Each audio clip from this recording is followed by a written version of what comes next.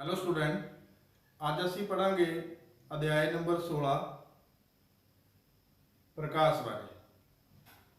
प्यारे विद्यार्थियों, प्रकाश साडे जीवन दे विच बहुत ही ज़्यादा महत्वपूर्ण है, क्योंकि ये प्रकाश ही है जिस कारण तुसी मैनू देख पा रहे हो। जेकर असी अपने घर की लाइट नू बंद करते हैं, जिस तरह मैं अपने घर की लाइट बंद कर रहा हैं, हुण तुसी मेरी आवाज़ सुन पा रहे होने तो मैनू देख नहीं पा रहे हो।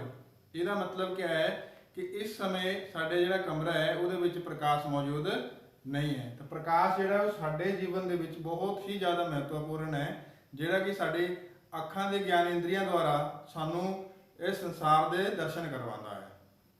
पिछले जमातां तुसीं पढ़ चुके कि प्रकाश एक ऊर्जा का रूप है, तो प्रकाश हमेशा सीधी रेखा विच चलता है। तो जी प्रकाश की हवा के चाल है वो 3 गुणा 10⁻⁻9 मीटर प्रति सैकेंड है। तो अगला टॉपिक है साडा वस्तुओं को देखण योग कौन बनाता है, कि सानू वस्तुआं किवें नज़र आउंदी है। प्यारे विद्यार्थियों, प्रकाश जिहड़ा है सानू वस्तुओं को देखण योग बनाता है, क्योंकि जदों कोई प्रकाश या प्रकाश की कोई भी किरण किसी सतह उत्ते या किसी वस्तु उत्ते पै रही है, तो पैण के बाद जदों वो परावर्तित होंदी है, जेकर वो परावर्तित प्रकाश साडी अखां दे विच दाखिल होंदा है तो सानू जिहड़ा है वो वस्तु दिखाई दिंदी है। ये उसी तरह है जिस तरह तुसीं जेकर अपनी क्लास के विच बैठे हो, तुसीं अपने क्लास के विच जिन्नियां भी वस्तुआं तुसीं देख रहे हो, वो इसी कारण है कि उन्हां वस्तुओं उत्ते प्रकाश पै रहा है तो परावर्तित होकर वो साडी अखां दे विच दाखिल हो रहा है, इस करके सानू वस्तुआं नज़र आ रही हैं। तो उसी तरह जेकर दूसरे क्लास के विच कुछ बच्चे बैठे हुए हैं या कुछ सामान रखे हुए हैं लेकिन तुसीं उन्होंने नहीं देख पा रहे हो, इसका मतलब ये नहीं है कि उस कमरे के विच प्रकाश नहीं है। उस कमरे के विच भी प्रकाश है, उस कमरे के विच भी वस्तुआं हैगियां, परंतु उन्हां वस्तुओं के उत्ते पै रहा प्रकाश परावर्तित होकर तुहाडीआं अखां दे विच दाखिल नहीं हो रहा है, इस करके वो तुहानूं नज़र नहीं आ रही है। प्यारे बच्चों, अगला जो टॉपिक है साडा वो है परावर्तन के नियम। परावर्तन के नियम नूं समझण तो पहला कुछ असीं टर्मोलॉजी बारे समझांगे। तो इहदे च पहला हैगा आपतित किरण। किसी वस्तु उत्ते या किसी सतह उत्ते पै रही प्रकाश की किरण नूं आपतित किरण कहा जाता है। तो उस तो बाद है परावर्तित किरण। आपतित किरण किसी वस्तु ते पै रही है तो पैण के बाद जब प्रकाश की किरण किसी दूजी दिशा च मुड़ जाती है तो उसनूं असीं परावर्तित किरण कहते हैं, जिस तरह कि तुसीं चित्र दे विच देख पा रहे होने। उस तो अगला है आपतन बिंदु। किसी सतह उत्ते वो बिंदु जिथे आपतित किरण पैंदी है उसनूं आपतन बिंदु कहते हैं। उस तो बाद है अविलंब। आपतन बिंदु उत्ते बने 90 डिग्री के कोण नूं अविलंब कहा जाता है। याद रखियो बेटा, अविलंब क्या है? आपतन बिंदु उत्ते बने 90 डिग्री के कोण नूं अविलंब कहा जाता है। उस तो बाद है जी आपतन कोण, कोण आई। आपतित किरण अते अविलंब विचकार बने कोण नूं आपतन कोण कहा जाता है। जिस तरह तुसीं चित्र दे विच देख पा रहे होने, एक कोण हैगा जिहड़ा अविलंब और आपतित किरण दे विच बनिया होया, ये कोण आई है। उस तो बाद है परावर्तन कोण, कोण आर। परावर्तित किरण अते अविलंब विचकार बने कोण नूं परावर्तन कोण कहा जाता है। तो प्यारे विद्यार्थियों, इस तो बाद है परावर्तन के नियम। तो परावर्तन के 2 नियम है। पहला है कि आपतन कोण हमेशा परावर्तन कोण के बराबर होता है, मतलब कोण आई बराबर है कोण आर दे। तो दूजा नियम है आपतित किरण, आपतन बिंदु, अविलंब अते परावर्तित किरण, ये तीनों एक तल उत्ते हुंदे हैं। ਉਸ ਤੋਂ ਬਾਅਦ ਹੈ ਸਮਤਲ ਦਰਪਣ ਦੁਆਰਾ ਬਣਾਏ ਪ੍ਰਤੀਬਿੰਬਾਂ ਦੇ ਕੁਝ ਲੱਛਣ ਕਿ ਸਮਤਲ ਦਰਪਣ ਜਿਹੜਾ ਹੈ ਉਹ ਕਿਸ ਤਰ੍ਹਾਂ ਦੇ ਪ੍ਰਤੀਬਿੰਬ ਬਣਾਉਂਦਾ ਹੈ। ਸਮਤਲ ਦਰਪਣ ਮੀਨਸ ਇਹ ਉਹੀ ਦਰਪਣ ਹੈ ਜਿਹਦੇ ਵਿੱਚ ਅਸੀਂ ਆਪਣਾ ਮੂੰਹ ਦੇਖਦੇ ਹਾਂ, ਕੰਘੀ ਕਰਦੇ ਹਾਂ, ਜਾਂ ਜਿਹੜਾ ਤੁਸੀਂ ਨਾਈ ਦੀ ਦੁਕਾਨ ਤੇ ਦੇਖਿਆ ਹੋਵੇਗਾ। ਤੇ ਸਮਤਲ ਦਰਪਣ ਹਮੇਸ਼ਾ ਸਿੱਧਾ ਅਤੇ ਪਾਸਵਾਂ ਪਰਿਵਰਤਨ ਬਣਾਉਂਦਾ ਹੈ।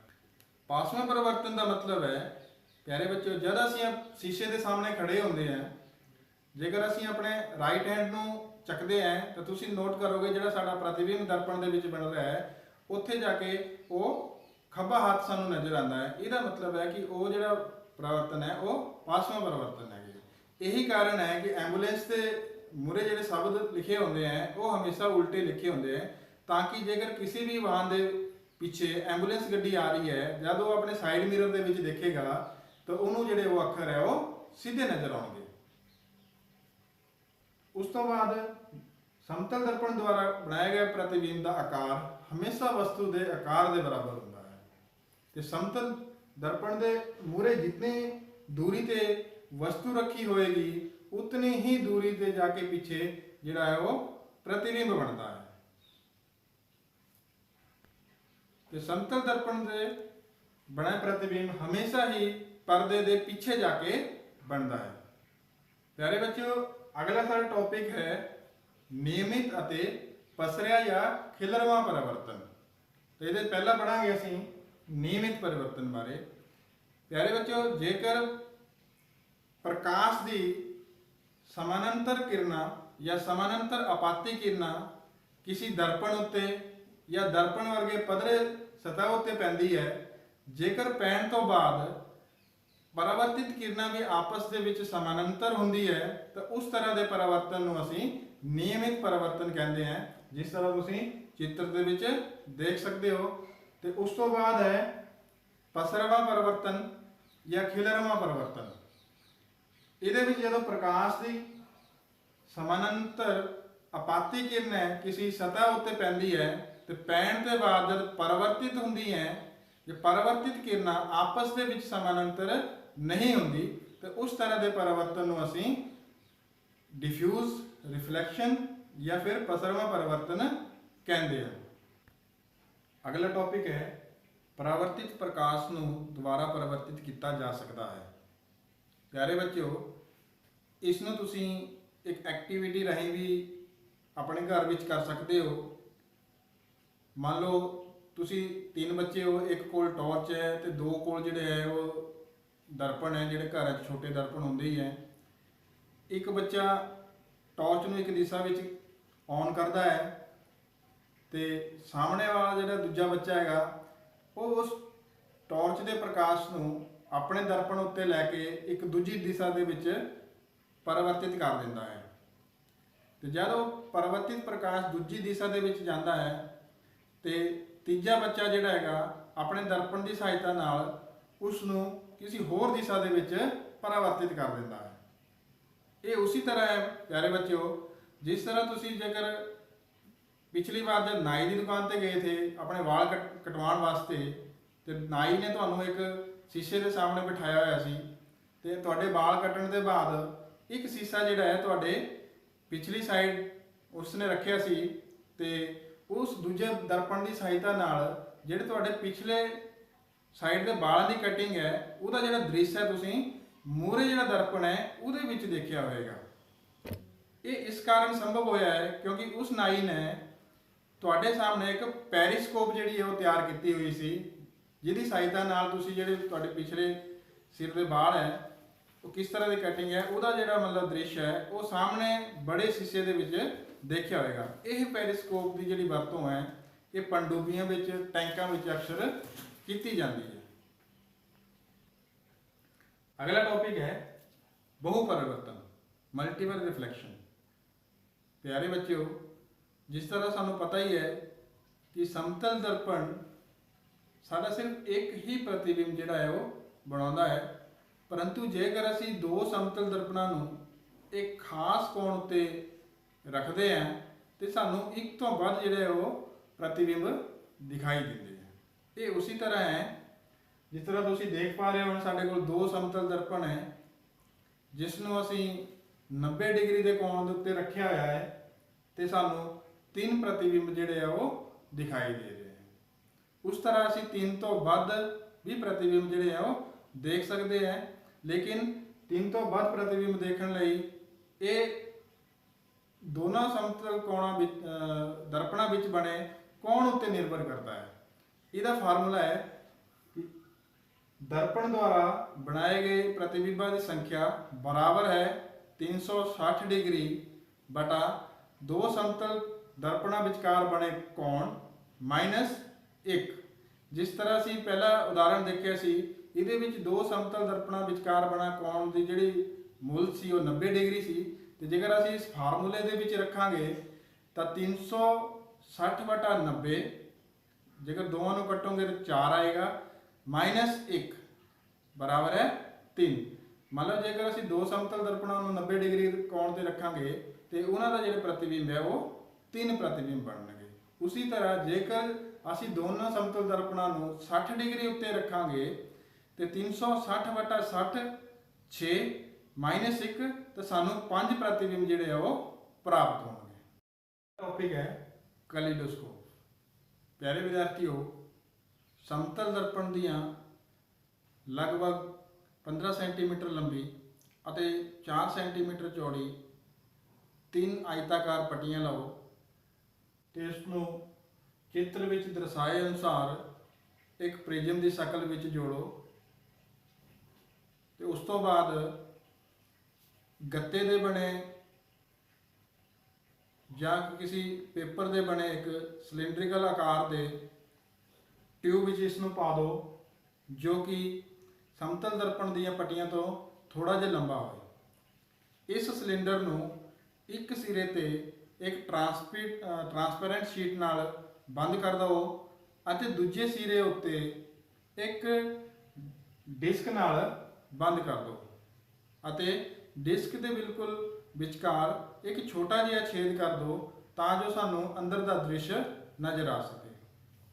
ਉਸ ਤੋਂ ਬਾਅਦ ਕੁਝ ਤੁਸੀਂ ਰੰਗੀਨ ਕਾਗਜ਼ ਦੇ ਛੋਟੇ ਛੋਟੇ ਟੁਕੜੇ ਕਰੋ ਅਤੇ ਡਿਸਕ ਨੂੰ ਹਟਾ ਕੇ ਉਸ ਸਿਲੰਡਰ ਦੇ ਵਿੱਚ ਪਾ ਦਿਓ।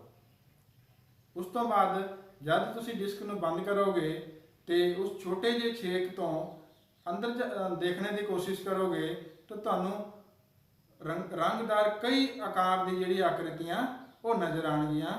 ਇਹ ਤਾਂ ਤੁਹਾਡਾ ਕੈਲੀਡੋਸਕੋਪ ਦਾ ਕੰਮ।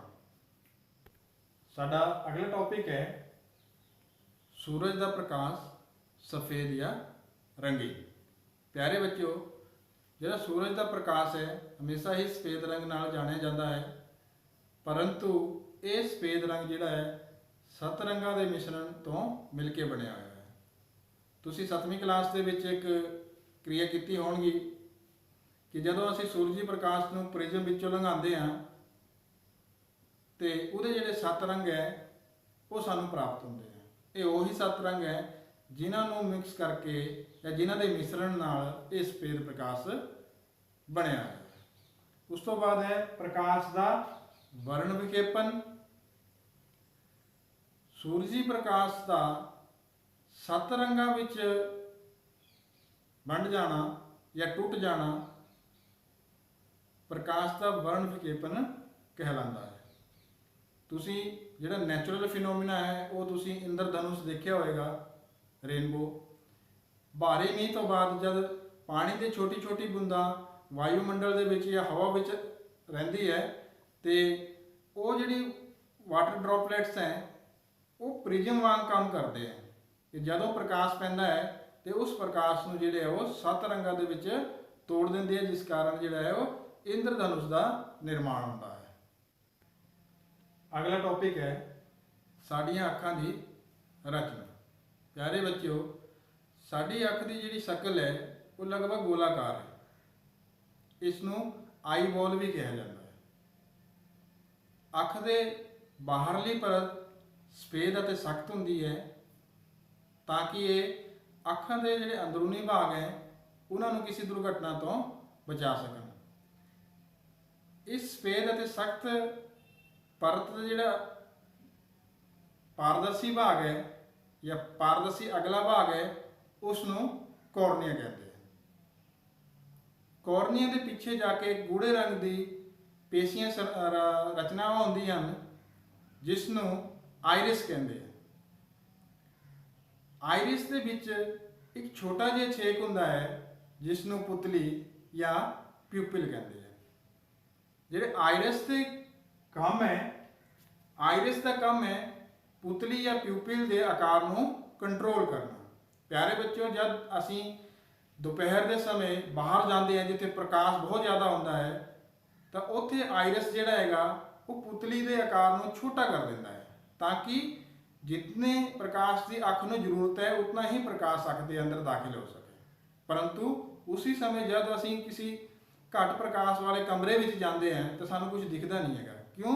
क्योंकि साड़ी अख ਨੂੰ ਜਿਹੜਾ है प्रकाश ज़्यादा जरूरत है, परंतु ਜਿਹੜਾ पुतली है उसका आकार छोटा हो चुका है। तो हौले हौले जब आकार बड़ा होता है तो सानू ਜਿਹੜਾ कमरे च पईयां ਜਿਹੜੀ वस्तुएं है वो साफ दिखने लगती है। पुतली के पिछे एक लेंस हुंदा है जिहड़ा विचकारा मोटा अते किनारियां तो पतला हुंदा है। यह लेंस सूरजी प्रकाश नूं या अख अंदर दाखिल हो रहे प्रकाश नूं अख दे पिछे बने परदे उत्ते फोकस करता है। रेटिना अख की स्क्रीन हुंदी है जिहदे उत्ते वस्तु का प्रतिबिंब बनता है। रेटिना ही है जिहड़े सूरजी ऊर्जा नूं बिजली ऊर्जा विच कन्वर्ट कर दिंदी है या बिजली सिग्नल दे विच बदल दिंदी है, और ऑप्टिकल नर्व के द्वारा यही सिग्नल जिहड़े है वो दिमाग तक पहुँचाती है। रेटिना दो तरह के सैलों नाल मिलकर बनी हुई है।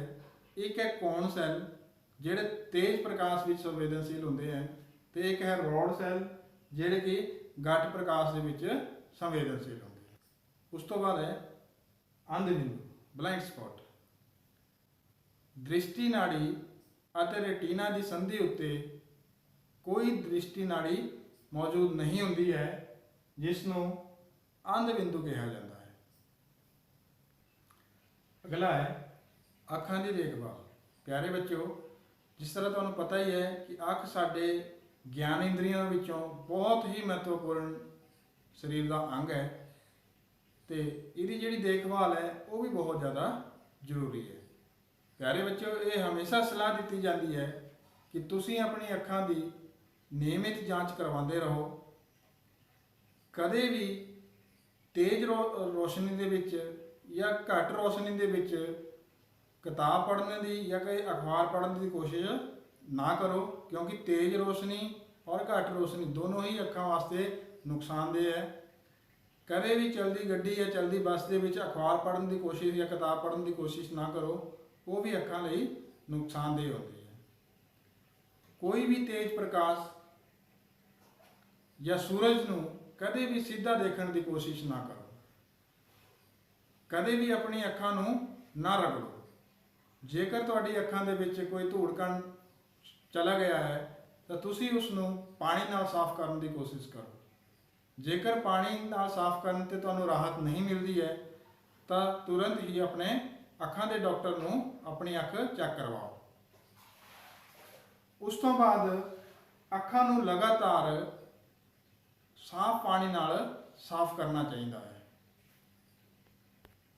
पढ़न समग्री नूं अखां ते हमेशा उचित दूरी उत्ते रखना चाहिए है। जिस तरह तुहानूं पता ही है कि जिहड़े अखां दे पढ़ने वास्ते उचित दूरी है वो घट्टों घट 25 सेंटीमीटर ते अगे दी है।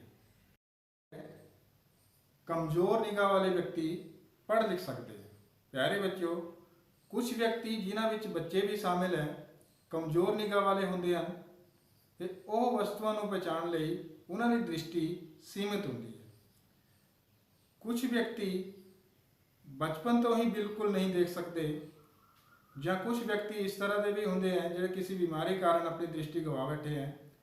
वह व्यक्ति वस्तुओं को स्पर्श द्वारा या ध्वनियों को ध्यान नाल सुन के वस्तुओं को पहचानने की कोशिश करते हैं।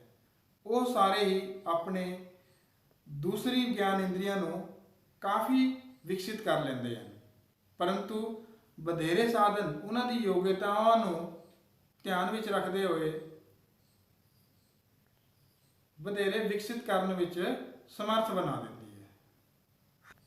ਅਗਲਾ ਟੌਪਿਕ ਹੈ ਬ੍ਰੇਲ ਪੱਧਰੀ ਕੀ ਹੈ। ਘੱਟ ਦ੍ਰਿਸ਼ਟੀ ਵਾਲੇ ਵਿਅਕਤੀਆਂ ਲਈ ਸਭ ਤੋਂ ਹਰਮਨ ਪਿਆਰਾ ਸਾਧਨ ਬ੍ਰੇਲ ਹੈ। ਬ੍ਰੇਲ ਪੱਧਰੀ ਵਿੱਚ 63 ਡਾਟ ਦਾ ਇੱਕ ਪੈਟਰਨ ਜਾਂ ਛਾਪਾ ਹੁੰਦਾ ਹੈ, ਜਿਹਨੂੰ ਇੱਕ ਬ੍ਰੇਲ ਸ਼ੀਟ ਉੱਤੇ ਉਭਾਰਿਆ ਜਾਂਦਾ ਹੈ। ਹਰੇਕ ਛਾਪ ਵਿੱਚ ਸ਼ਬਦਾਂ ਦੇ ਸਮੂਹ, ਆਮ ਸ਼ਬਦ ਜਾਂ ਵਿਆਕਰਣ ਚਿੰਨ੍ਹ ਸ਼ਾਮਿਲ ਹੁੰਦੇ ਹਨ। ਘੱਟ ਦ੍ਰਿਸ਼ਟੀ ਵਾਲੇ ਵਿਅਕਤੀ ਇਸ ਸ਼ੀਟ ਨੂੰ ਛੂਹ ਕੇ ਸ਼ਬਦਾਂ ਦਾ ਜਿਹੜਾ ਗਿਆਨ ਪ੍ਰਾਪਤ ਕਰਦੇ ਹਨ, ਪਰੰਤੂ ਸਪਰਸ਼ ਨੂੰ ਹੋਰ ਆਸਾਨ ਬਣਾਉਣ ਵਾਸਤੇ ਇਹਨਾਂ ਬਿੰਦੂਆਂ ਨੂੰ ਸ਼ੀਟ ਉੱਤੇ ਉੱਪਰ ਵੱਲ ਉਭਾਰ ਦਿੱਤਾ ਜਾਂਦਾ ਹੈ, ਤਾਂ ਜੋ ਛੂਹ ਕੇ ਉਹਨੂੰ ਸ਼ਬਦਾਂ ਨੂੰ ਘੱਟ ਦ੍ਰਿਸ਼ਟੀ ਵਾਲੇ ਵਿਅਕਤੀਆਂ ਨੂੰ ਪਛਾਣ ਦੇ ਵਿੱਚ ਆਸਾਨੀ ਹੋ ਸਕੇ। ਪਿਆਰੇ ਬੱਚਿਓ, ਇਸ ਅਧਿਆਇ ਵਿੱਚ ਅਸੀਂ ਪੜ੍ਹ ਚੁੱਕੇ ਹਾਂ ਕਿ ਵਸਤੂਆਂ ਨੂੰ ਦੇਖਣ ਦੇ ਯੋਗ ਕੌਣ ਬਣਾਉਂਦਾ ਹੈ। ਇਹਦੇ ਵਿੱਚ ਪੜ੍ਹਿਆ ਅਸੀਂ ਕਿ ਜਦੋਂ ਕੋਈ ਪ੍ਰਕਾਸ਼ ਦੀ ਕਿਰਨ ਕਿਸੇ ਸਤਹ ਜਾਂ ਵਸਤੂ ਉੱਤੇ ਪੈਂਦੀ ਹੈ ਤਾਂ ਪੈਣ ਤੋਂ ਬਾਅਦ ਜਦ ਪਰਿਵਰਤਿਤ ਹੋ ਕੇ ਉਹੀ ਪ੍ਰਕਾਸ਼ ਦੀ ਕਿਰਨ ਜੇਕਰ ਸਾਡੀ ਅੱਖਾਂ ਦੇ ਵਿੱਚ ਦਾਖਲ ਹੁੰਦੀ ਹੈ ਤਾਂ ਸਾਨੂੰ ਉਹ ਵਸਤੂ ਨਜ਼ਰ ਆਉਂਦੀ ਹੈ। ਪਰਾਵਰਤਨ ਦੇ ਨਿਯਮ ਅਸੀਂ ਪੜ੍ਹੇ, ਉਹਦੇ ਵਿੱਚ ਆਪਾਤੀ ਕਿਰਨ ਬਾਰੇ ਅਸੀਂ ਪੜ੍ਹਿਆ। ਜਦੋਂ ਕੋਈ ਪ੍ਰਕਾਸ਼ ਦੀ ਕਿਰਨ ਕਿਸੇ ਸਤਹ ਉੱਤੇ ਪੈਂਦੀ ਹੈ ਤੇ ਉਸ ਕਿਰਨ ਨੂੰ ਅਸੀਂ ਆਪਾਤੀ ਕਿਰਨ ਕਹਿੰਦੇ ਹਾਂ। ਉਸ ਤੋਂ ਬਾਅਦ ਪਰਾਵਰਤਿਤ ਕਿਰਨ ਬਾਰੇ ਪੜ੍ਹਿਆ ਅਸੀਂ ਕਿ ਜਦੋਂ ਕੋਈ ਪ੍ਰਕਾਸ਼ ਦੀ ਕਿਰਨ ਸਤਹ ਤੇ ਪਰਾਵਰਤਿਤ ਹੁੰਦੀ ਹੈ ਤੇ ਉਸ ਨੂੰ ਅਸੀਂ ਪਰਾਵਰਤਿਤ ਕਿਰਨ ਕਹਿੰਦੇ ਹਾਂ। ਉਸ ਤੋਂ ਬਾਅਦ ਆਪਤਨ ਬਿੰਦੂ ਬਾਰੇ ਪੜ੍ਹਿਆ ਕਿ ਕਿਸੇ ਸਤਹ ਜਾਂ ਵਸਤੂ ਉੱਤੇ ਉਹ ਬਿੰਦੂ ਜਿੱਥੇ ਆਪਤਿਤ ਕਿਰਨ ਪੈਂਦੀ ਹੈ ਉਸ ਨੂੰ ਅਸੀਂ ਆਪਤਨ ਬਿੰਦੂ ਕਹਿੰਦੇ ਹਾਂ। ਉਸ ਤੋਂ ਬਾਅਦ ਅਸੀਂ ਅਵਿਲੰਬ ਬਾਰੇ ਪੜ੍ਹਿਆ। ਆਪਤਨ ਬਿੰਦੂ ਉੱਤੇ ਬਣੇ 90 ਡਿਗਰੀ ਦੇ ਕੋਣ ਨੂੰ ਅਸੀਂ ਅਵਿਲੰਬ ਕਹਿੰਦੇ ਹਾਂ। ਉਸ ਤੋਂ ਬਾਅਦ ਆਪਤਨ ਕੋਣ ਬਾਰੇ ਅਸੀਂ ਪੜ੍ਹਿਆ ਕਿ ਆਪਤਿਤ ਕਿਰਨ ਅਤੇ ਅਵਿਲੰਬ ਵਿਚਕਾਰ ਬਣੇ ਕੋਣ ਨੂੰ ਆਪਤਨ ਕੋਣ ਜਾਂ ਕੋਣ ਆਈ ਕਿਹਾ ਜਾਂਦਾ ਹੈ। ਉਸ ਤੋਂ ਬਾਅਦ ਅਸੀਂ ਪਰਾਵਰਤਨ ਕੋਣ ਬਾਰੇ ਪੜ੍ਹਿਆ ਕਿ ਪਰਾਵਰਤਿਤ ਕਿਰਨ ਅਤੇ ਅਵਿਲੰਬ ਵਿਚਕਾਰ ਬਣੇ ਕੋਣ ਨੂੰ ਪਰਾਵਰਤਨ ਕੋਣ ਜਾਂ ਕੋਣ ਆਰ ਕਿਹਾ ਜਾਂਦਾ ਹੈ। ਪਰਾਵਰਤਨ ਦੇ ਨਿਯਮ ਬਾਰੇ ਅਸੀਂ ਪੜ੍ਹਿਆ। ਪਰਾਵਰਤਨ ਦੇ 2 ਨਿਯਮ ਹੈ। ਪਹਿਲਾ, ਕੋਣ ਆਈ ਬਰਾਬਰ ਹੈ ਕੋਣ ਆਰ। ਆਪਤਨ ਕੋਣ ਹਮੇਸ਼ਾ ਪਰਾਵਰਤਨ ਕੋਣ ਦੇ ਬਰਾਬਰ ਹੁੰਦਾ ਹੈ। ਤੇ ਦੂਜਾ ਹੈ ਆਪਤਿਤ ਕਿਰਨ, ਆਪਤਨ ਬਿੰਦੂ, ਅਵਿਲੰਬ, ਪਰਾਵਰਤਿਤ ਕਿਰਨ, ਇਹ ਇੱਕੋ ਤਲ ਉੱਤੇ ਹੁੰਦੇ ਹਨ। ਉਸ ਤੋਂ ਬਾਅਦ ਅਸੀਂ ਪੜ੍ਹਿਆ ਰੈਗੂਲਰ ਔਰ ਇਰੈਗੂਲਰ ਰਿਫਲੈਕਸ਼ਨ ਬਾਰੇ, ਨਿਯਮਿਤ ਅਤੇ ਪਸਰਵਾਂ ਪਰਾਵਰਤਨ ਬਾਰੇ ਕਿ ਜਦੋਂ ਕੋਈ ਪ੍ਰਕਾਸ਼ ਦੀ ਸਮਾਨਾਂਤਰ ਕਿਰਨਾਂ ਕਿਸੇ ਦਰਪਣ ਜਾਂ ਦਰਪਣ ਵਰਗੇ ਪੱਧਰੇ ਸਤਹ ਉੱਤੇ ਪੈਂਦੀ ਹੈ ਤੇ ਪੈਣ ਤੋਂ ਬਾਅਦ ਜੇਕਰ ਪਰਾਵਰਤਿਤ ਕਿਰਨਾਂ ਵੀ ਸਮਾਨਾਂਤਰ ਹੈ ਤਾਂ ਉਸ ਨੂੰ ਅਸੀਂ ਨਿਯਮਿਤ ਪਰਾਵਰਤਨ ਕਹਿੰਦੇ ਹਾਂ। ਤੇ ਉਸ ਤੋਂ ਬਾਅਦ ਅਸੀਂ ਪੜ੍ਹਿਆ ਪਸਰਵਾਂ ਪਰਾਵਰਤਨ। ਜੇਕਰ ਪ੍ਰਕਾਸ਼ ਦੀ ਸਮਾਨਾਂਤਰ ਆਪਾਤੀ ਕਿਰਨਾਂ ਕਿਸੇ ਵਸਤੂ ਉੱਤੇ ਪੈਂਦੀ ਹੈ ਤੇ ਪੈਣ ਤੋਂ ਬਾਅਦ ਜੇਕਰ ਪਰਾਵਰਤਿਤ ਕਿਰਨਾਂ ਆਪਸ ਦੇ ਵਿੱਚ ਸਮਾਨਾਂਤਰ ਨਹੀਂ ਹੈ ਤੇ ਉਸ ਨੂੰ ਅਸੀਂ ਪਸਰਵਾਂ ਜਾਂ ਡਿਫਿਊਜ਼ ਰਿਫਲੈਕਸ਼ਨ ਕਹਿੰਦੇ ਹਨ। ਇਹਦੇ ਵਿੱਚ ਹੋਰ ਅਸੀਂ ਪੜ੍ਹ ਚੁੱਕੇ ਹਾਂ ਸਮਤਲ ਦਰਪਣ ਦੁਆਰਾ ਬਣਾਏ ਗਏ ਪ੍ਰਤੀਬਿੰਬਾਂ ਦੇ ਕੁਝ ਲੱਛਣ ਬਾਰੇ ਕਿ ਸਮਤਲ ਦਰਪਣ ਦੁਆਰਾ ਬਣਾਇਆ ਗਿਆ ਪ੍ਰਤੀਬਿੰਬ ਹਮੇਸ਼ਾ ਸਿੱਧਾ ਅਤੇ ਪਾਸਵਾਂ ਪਰਿਵਰਤਨ ਹੁੰਦਾ ਹੈ। ਸਮਤਲ ਦਰਪਣ ਦੁਆਰਾ ਬਣਾਇਆ ਗਿਆ ਪ੍ਰਤੀਬਿੰਬ ਦਾ ਆਕਾਰ ਹਮੇਸ਼ਾ ਵਸਤੂ ਦੇ ਆਕਾਰ ਦੇ ਬਰਾਬਰ ਹੁੰਦਾ ਹੈ ਤੇ ਸਮਤਲ ਦਰਪਣ ਦੇ ਮੂਹਰੇ ਜਿਤਨੀ ਦੂਰ ਵਸਤੂ ਰੱਖੀ ਹੋਈ ਹੈ ਉਤਨੀ ਹੀ ਦੂਰ ਪਿੱਛੇ ਜਾ ਕੇ ਪ੍ਰਤੀਬਿੰਬ ਬਣਦਾ ਹੈ। ਤੇ ਉਸ ਤੋਂ ਬਾਅਦ ਅਸੀਂ ਇਹਦੇ ਵਿੱਚ ਪੜ੍ਹਿਆ ਕਿ ਸਮਤਲ ਦਰਪਣ ਦੁਆਰਾ ਬਣਾਇਆ ਪ੍ਰਤੀਬਿੰਬ ਨੂੰ ਹਮੇਸ਼ਾ ਪਰਦੇ ਤੇ ਪਿੱਛੇ ਪ੍ਰਾਪਤ ਕੀਤਾ ਜਾਂਦਾ ਹੈ। ਉਸ ਤੋਂ ਬਾਅਦ ਅਸੀਂ ਮਲਟੀਪਲ ਰਿਫਲੈਕਸ਼ਨ ਜਾਂ ਬਹੁ ਪਰਿਵਰਤਨ ਬਾਰੇ ਪੜ੍ਹਿਆ ਕਿ ਸਮਤਲ ਦਰਪਣ ਜਿਹੜਾ ਹੈ ਸਾਡੀ ਇੱਕ ਹੀ ਪ੍ਰਤੀਬਿੰਬ ਬਣਾਉਂਦਾ ਹੈ, ਲੇਕਿਨ ਜੇਕਰ ਅਸੀਂ ਇੱਕ ਤੋਂ ਵੱਧ ਪ੍ਰਤੀਬਿੰਬ ਬਣਾਉਣੇ ਹੈ ਤੇ ਸਾਨੂੰ ਦੋ ਸਮਤਲ ਦਰਪਣਾਂ ਨੂੰ ਕਿਸੇ ਕੋਣ ਉੱਤੇ ਬਣਾਉਣਾ ਪਏਗਾ। ਤੇ ਜੇਕਰ ਅਸੀਂ ਦੋ ਸਮਤਲ ਦਰਪਣਾਂ ਨੂੰ 90 ਡਿਗਰੀ ਦੇ ਵਿੱਚ ਰੱਖਦੇ ਹਾਂ ਤੇ ਸਾਨੂੰ ਜਿਹੜਾ ਹੈ ਉਹ 3 ਪ੍ਰਤੀਬਿੰਬ ਮਿਲਦੇ ਹਨ।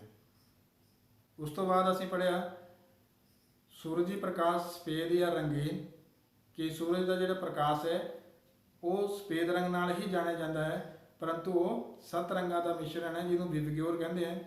ਇਹ ਅਸੀਂ ਪਿਛਲੀ ਕਲਾਸ 'ਚ ਐਕਟੀਵਿਟੀ ਵੀ ਕੀਤੀ ਸੀ। ਜੇਕਰ ਅਸੀਂ ਸੂਰਜੀ ਪ੍ਰਕਾਸ਼ ਨੂੰ ਪ੍ਰਿਜ਼ਮ ਵਿੱਚੋਂ ਲੰਘਾਉਂਦੇ ਹਾਂ ਤੇ ਉਹ ਆਪਣੇ 7 ਰੰਗਾਂ ਵਿੱਚ ਟੁੱਟ ਜਾਂਦਾ ਹੈ, ਤੇ ਸੂਰਜੀ ਪ੍ਰਕਾਸ਼ ਦਾ 7 ਰੰਗਾਂ ਵਿੱਚ ਟੁੱਟਣਾ ਹੀ ਪ੍ਰਕਾਸ਼ ਦਾ ਵਰਣ ਵਿਖੇਪਨ ਕਹਿਲਾਉਂਦਾ ਹੈ। ਉਸ ਤੋਂ ਬਾਅਦ ਅਸੀਂ ਅੱਖ ਬਾਰੇ ਪੜ੍ਹਿਆ ਕਿ ਅੱਖ ਦੀ ਰਚਨਾ ਕਿਸ ਤਰ੍ਹਾਂ ਦੀ ਹੈ, ਕਿ ਅੱਖ ਦਾ ਜਿਹੜਾ ਆਕਾਰ ਹੈ ਗੋਲਾਕਾਰ, ਲਗਭਗ ਗੋਲਾਕਾਰ ਹੈ, ਤੇ ਅੱਖ ਦੀ ਜਿਹੜੀ ਬਾਹਰਲੀ ਪਰਤ ਹੈ ਉਹ ਸਖਤ ਅਤੇ ਸਫੇਦ ਹੈ। ਸਖਤ ਇਸ ਕਰਕੇ ਹੈ ਤਾਂ ਕਿ ਇਹ ਅੱਖ ਦੇ ਅੰਦਰੂਨੀ ਹਿੱਸਿਆਂ ਨੂੰ, ਭਾਗਾਂ ਨੂੰ ਕਿਸੇ ਦੁਰਘਟਨਾ ਤੋਂ ਬਚਾ ਕੇ ਰੱਖੇ। ਤੇ ਇਹਦਾ ਜਿਹੜਾ ਅਗਲਾ ਪਾਰਦਰਸ਼ੀ ਹਿੱਸਾ ਹੈ ਉਹਨੂੰ ਕੋਰਨੀਆ ਕਹਿੰਦੇ ਆ। ਕੋਰਨੀਆ ਦੇ ਪਿੱਛੇ ਜਾ ਕੇ ਇੱਕ ਗੂੜੇ ਰੰਗ ਦੀ ਪੇਸ਼ੀਆਂ ਰਚਨਾ ਹੁੰਦੀ ਜਿਨ੍ਹਾਂ ਨੂੰ ਅਸੀਂ ਆਇਰਿਸ ਕਹਿੰਦੇ ਆ। ਆਇਰਿਸ ਦੇ ਵਿੱਚ ਛੋਟਾ ਛੇਦ ਹੁੰਦਾ ਜਿਹਨੂੰ ਅਸੀਂ ਪੁਤਲੀ ਜਾਂ ਪਿਊਪਲ ਕਹਿੰਦੇ ਆ। ਆਇਰਿਸ ਜਿਹੜਾ ਪੁਤਲੀ ਦੇ ਆਕਾਰ ਨੂੰ ਕੰਟਰੋਲ ਕਰਦਾ ਹੈ।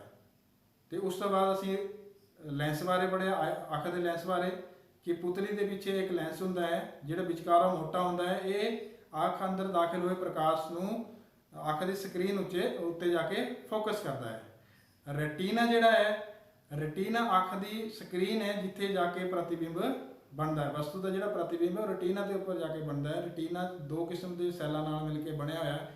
ਕੋਨ ਸੈੱਲ ਜਿਹੜਾ ਕਿ ਤੇਜ਼ ਪ੍ਰਕਾਸ਼ ਵਿੱਚ ਸੰਵੇਦਨਸ਼ੀਲ ਹੈ, ਇੱਕ ਰੌਡ ਸੈੱਲ ਹੈ ਜਿਹੜੇ ਘੱਟ ਪ੍ਰਕਾਸ਼ ਦੇ ਵਿੱਚ ਸੰਵੇਦਨਸ਼ੀਲ ਹੈ। ਉਸ ਤੋਂ ਬਾਅਦ ਅਸੀਂ ਬ੍ਰੇਲ ਲਿਪੀ ਬਾਰੇ ਪੜ੍ਹਿਆ ਕਿ ਘੱਟ ਦ੍ਰਿਸ਼ਟੀ ਵਾਲੇ ਵਿਅਕਤੀ ਜਿਹੜੇ ਕਿਸ ਤਰ੍ਹਾਂ ਪੜ੍ਹ ਲਿਖ ਸਕਦੇ ਹੈ। ਤੇ ਪਿਆਰੇ ਬੱਚਿਓ, ਇਸ ਅਧਿਆਇ ਦੇ ਵਿੱਚ ਇਤਨਾ ਹੀ। ਅਗਲੇ ਅਧਿਆਇ ਦੇ ਵਿੱਚ ਜਲਦੀ ਮਿਲਾਂਗੇ। ਉਦੋਂ ਤੱਕ ਨਮਸਕਾਰ।